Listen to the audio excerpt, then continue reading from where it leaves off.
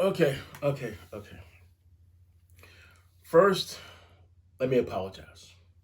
Originally, this video was supposed to be done outside. I can show you what it was supposed to look like right here. Now, today I'm drinking something new from Snapple. This is watermelon lemonade.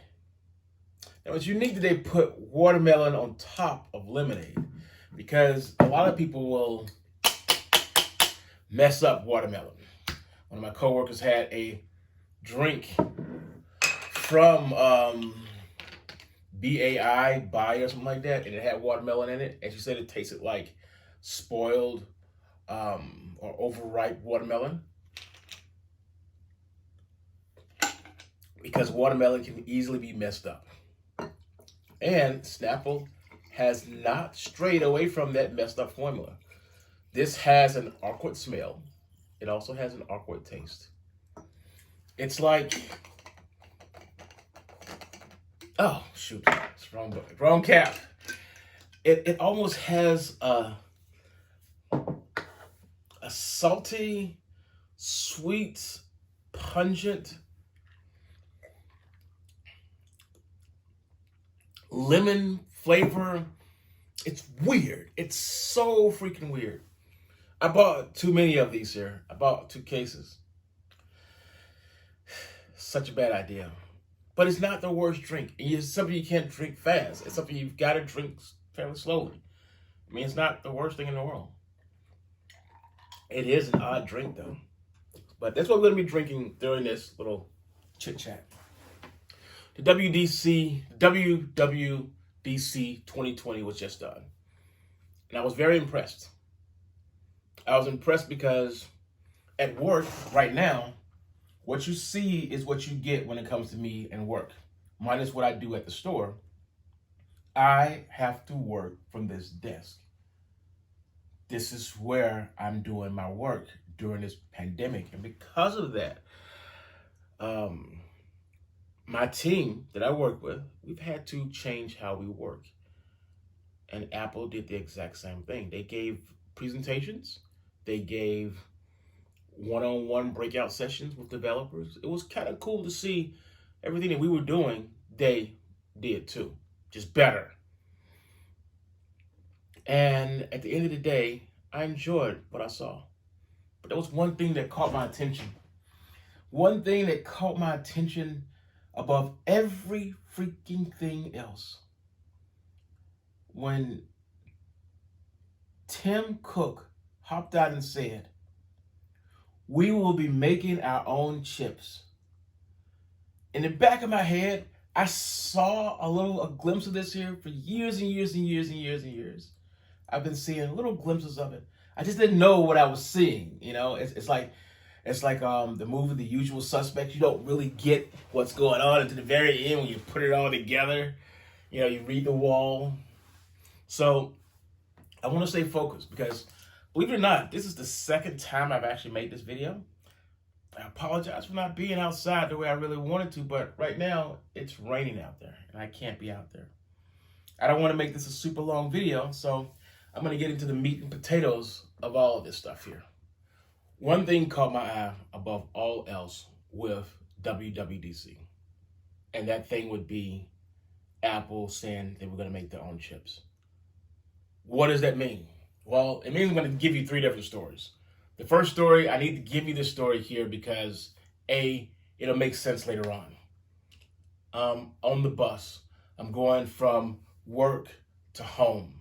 And on that drive, I'm sitting there and I'm reading an article, not on this device. I'm sitting there and I'm reading an article on my iPhone, and they're talking about a guy in the Middle East who is theorizing about how servers in the future will be using ARM chips because of their high power, high performance output and low power, their low power needs. So low power and high performance. That's what they're gearing for. Something I've heard Apple say a long time ago when they were talking about their iPhones. And one of the reasons why they didn't want Adobe, blah, blah, blah, for Flash and all the other stuff. But I thought that article was interesting, and I also was learning that Apple had switched over to a 64-bit platform on their mobile devices. And I thought that was odd. I was like, that's weird. Because, this is a 64-bit a platform as well. And that switch from 32 to 64, you expected it with your laptops, your desktops, but you don't expect it from something that fits in the palm of your hand. Yes, this is a Palm Pilot, by the way. This is a Palm Pilot. But this will be for another story later on. The absolute weird thing was I read that, and I just kind of put it in the back of my head. I'm like, it's not going to mean anything. Maybe it won't mean anything, but it's going to be kind of odd to have a whole bunch of, in my head, I'm thinking a whole bunch of cell phones attached to each other, put inside of a box, and that's going to be the server. That's what I was originally thinking. And, it's probably, horrible thinking, but that's the way I visually think, Now, that's the end of that little piece of the story. Now, let's go back to Apple. Let's talk about Apple's past. In 2000 and 2001-ish, Apple had actually switched from the G4s and G5s to an Intel processor. Now, the G4 and G5 processors were actually made by either Motorola or IBM at the time. It doesn't matter who, doesn't matter. But I was shocked when they did that because in my opinion, in my mind, Intel was the devil. They're the ones that made the hot chips that burned all the time, had the guys in the bunny suits dancing around. There was a cool commercial about how hot they got. And over time, I learned to live with the fact that Intel chips were being put inside of those machines. And I was cool with that. Because it was still the Macintosh operating system. No matter what, it was still the Macintosh operating system. The system that I loved more than anything because it was easy to use. High performance, low brain power to use.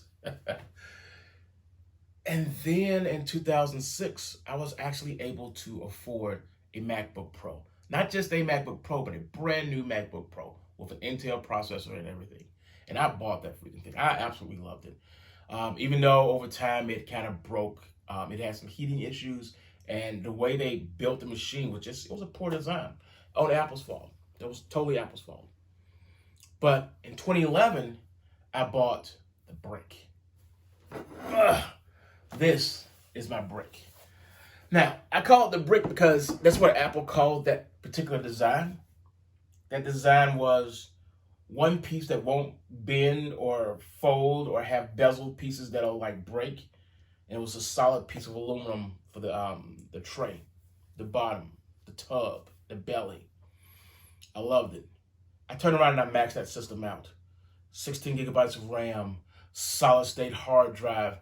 And before then, it had a 7200 RPM hard drive. And the reason I maxed that machine out and built that machine the way it is, or modified it to the way it is, was because originally I had this idea of my first MacBook Pro. I was going to do video editing. I was going to do some really cool independent stuff. It's going to be awesome. I'm going to be the best artist that I could be. But after a few years, and I was working, with the training team that I'm on right now, I realized, what? I'm probably never going to get to this video editing thing, but I have so many photos. Let me build a machine or modify a laptop that is based on trying to hold the data that you have, hold the photos, hold as much as you can, and not worry about video editing. Video editing was just literally just thrown to the side because I felt like I was never, ever, ever gonna be doing any kind of video editing. And that's the way things had gone for quite some time. Video editing, thrown out the door. And then I started actually using YouTube. And we're talking about around 2015-ish, maybe. Now, 2006, I started with YouTube. But in 2017-ish, I got a little boost. I was like, hey, you know what? Let me go check out this YouTube stuff. I've been messing around with it for a little while. Let me get a little serious about it. Not a lot, just a little bit. And I started to use my cell phones because I was like, let's go as much performance. Let's get as much performance as we can out of the stuff that we already have, as opposed to going out and buying a video camera, as opposed to going out and buying a lot of audio equipment and all this other stuff. Let's just use what we have. And if you look at my YouTube videos, the ones from 2006, whenever I started, to now, you'll see that my equipment got a little bit better as I bought better cell phones. I started to add a little bit more stuff. But one thing that was just consistent was I never stopped using the cell phones. I never would go out and purchase a camera because I don't want to pay that much for a camera. I just don't. And then one day I was working with my Motorola Droid, which is probably upstairs now, and it can do 4K. And this is when I ran into a brick wall. My tablet over there, my MacBook Pro, hit a brick wall when it came to the 4K editing. It kept buffering. Every single time I was trying to do something, it would buffer, to the point where it was almost impossible to get something that was consistently clear. I had to always record something, even if I recorded in 4K and everything was perfect, I didn't have to do any kind of editing, I would still have to export it. And once I export it, that's when I would run into the problem of it's taking an hour, it's taking 2 hours to process this video. And that made me upset. And I was like, what do I do? Do I go out and purchase another $1,200 machine? Do I try to use my wife's machine over there that's on the wall? What do I do? And someone had put out this whole thing about, iMovie, which I was using, because again, free software came with the machine. iMovie was actually on the iPad. I turned around and I used it. And once I used it, I was like, this is extremely awkward. This is the worst app ever. It was already horrible that I had to jerry-rig everything for that machine. Oh, that's the machine over there. It was already bad. Oh, okay, I got a message from somebody. Oh my God, I got to turn the audio off of this thing here. It was already bad that I completely lost my train of thought. It was already bad that I had to jerry-rig everything by going to YouTube and then finding what was the workaround from a normal video editing software package. I've used video editing software packages in the past, and I've never had this much of an issue. But then when I tried it, and I'm specifically talking about iMovie on the MacBook Pro, when I turned around and I tried it, iMovie on the iPad, I had even more workarounds. I was very disgusted with how bad the performance was with editing. But after days of struggling to get this video to compile properly and get everything in the right place and get all the little fancy doodads that I wanted, I turned around and I exported it. And as I exported this 4K video in 4K, something amazing happened. Once I hit that button, boop, it was like, done. I was like, whoa, what just happened? It took me 2 days to edit this video. It processed it in like 30 minutes or something like that. It was really, really fast. It was incredibly fast. My jaw dropped. And I was like, that's not right. That can't be right. It couldn't have done it that fast. And then I found out that this machine was powerful. Now, it wasn't this machine here in particular. It's the one that I gave my mom. It's the one that's first generation iPad Pro with 2 cores. And it only had 32 gigabytes of storage space. And I was like, oh my God, I did myself a disservice. I should have gotten something better. And then I realized in 2018, I need to give that machine to my mama. My mama needs that machine. I can't. I need something bigger, better. So when the second generations came around, I bought the second generation. Bought it in 2018. Gave my mom the first generation. She loves it. She still uses it now. I'm going to give her, we're going to have a conversation about what she said a couple of days ago. Because she said, well, maybe this machine is just old.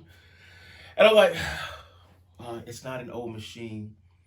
You don't understand how much power you have in the palm of your hands. Okay, she doesn't know. And we're going to fast forward to what this whole thing is about here. Apple switching to an ARM chip. The first story that I gave you about the guy in the Middle East who was getting ARM chips to make a server brings this whole thing into fold. For years, Apple has been saying, we designed the iPhone chip, our A2 chip, our A3, 4, 5, 6, 10, 11, 12, 13, and now 14. They've been designing their own chips for a while. And because they've been designing their own chips, they've been basically showing us and telling us we are going to break away from Intel one day. And I was there when they did the breakaway from the Power PCs to the Intel chips. And I used Rosetta. I used Universal. It was a seamless, almost flawless transition. A couple of apps I had to wait a little bit for them to get transitioned. But for the most part, it was smooth, seamless. Notice I haven't been drinking much of that stuff. It was smooth, seamless, and probably the best experience that I ever had, because in my PC experience, I'd always had issues whenever they would switch from one thing to another. There were apps that just wouldn't work, and you may have lost that app for the rest of eternity. But most of the apps that I use, I either upgraded them after years of use, or I had migrated to something else. And I was very, very happy with that. I think because Apple is designing their own thing for their own machines, if I can get the same performance that I'm currently getting out of this here in a laptop, I'll be very happy. Because to tell you the truth, this right here is rated at one chip with 6 cores. 6 cores. 256 gigabytes of storage space. But it's estimated, and it actually guesstimated at having only 4 gigabytes of RAM. But because of the way they're treating the data going back and forth, and because this is true solid state, there's no moving parts in here. Everything is moving at such lightning speed that it actually outperforms my laptop, which is 1 terabyte of storage, 16 gigabytes of RAM, and I believe a 2.7 gigahertz processor. This is rated at about 2.2 gigahertz. This is still better than that guy over there, even though paper-wise, my computer, my laptop is more powerful. And Apple has achieved this goal of high performance, low power. This device does get warmer. This device, meaning the iPad, it does get warmer, but the thing is, it holds its ground. I think Apple has something when it comes to them wanting to switch over to their own chips. I'm not going to be buying a computer anytime soon. And this is going to lead into the next story. Because I'm reading Wired magazine, and the editor, he sends the head editor or whatever, he sends out these letters, and he was talking about the lineage of how Apple is perceiving people will be working.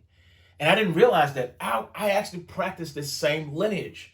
This lineage of use the smallest device you can to work on first. And when that device can't be used, you move to the next device. Best example is you start off with your iWatch. Was it iWatch?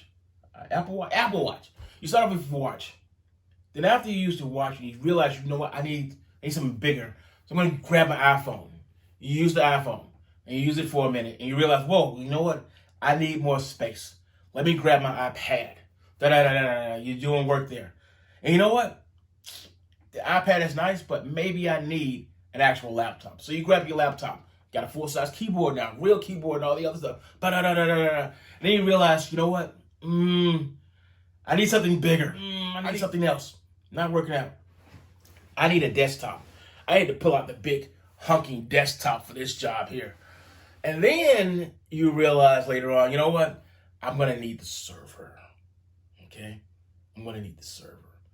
That's the way Apple wants you to work. They want you to work with that kind of lineage. With me, it's always been, when we try to do it on my iPhone real quick, if I can't do it on there, I'm definitely going to move it over to the iPad. And generally, because there is a similarity between the processing speeds of my iPhone and my iPad, because I have a Pro, I tend to just bring it over to the Pro and just start working there. And I don't really want to bring it to the desktop ever because the desktop is slower. But if I had a faster desktop, I would bring it over to the desktop. So that's the way I actually use that path of scaling up to power if you need it, not always going to the laptop. I treat the laptop as something that is reserved for data management, moving stuff back and forth. So, like I said, I saw the WWDC as much as I needed to see for now, and I was very impressed. The one thing that I'm taking away from all of this is Apple is going to be doing some amazing things more than likely with their chips. They really will. I mean, because I was so impressed with the performance of both my iPads, the new one and the old one, to the point where it outpaced my actual laptop. I was just impressed. And if they can do that in a laptop format, give this kind of performance in a laptop format, then it's going to be amazing. It's going to be amazing. That's all I got to say about that. Oh, and the reason I have this here, I used to carry this in my pocket. This is actually a Palm Pilot, an M505, I believe, or possibly an M515. Titanium body. This thing weighs about a pound. Weighs as much as this right here, just about. They're close in weight. This is what I used to carry as a pocket computer all the time. This is what I carry now, or my cell phone. It's amazing how time has changed. I bought this while I was probably in Atlanta, so I bought this probably 2000, 2001, something like that. That's the end of this video.